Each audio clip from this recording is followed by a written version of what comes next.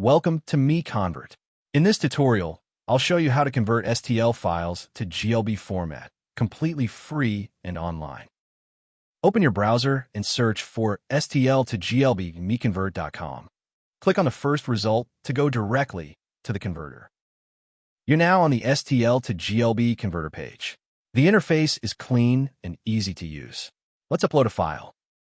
Click the Choose File button. A file picker will open. Select the STL file you want to convert, then click Open. Your file is loaded and ready. You can see the file name, size, and target format. Click Convert now to start the conversion. The conversion is in progress. You can see the progress bar moving. This usually takes just a few seconds. Done. Your file has been converted successfully.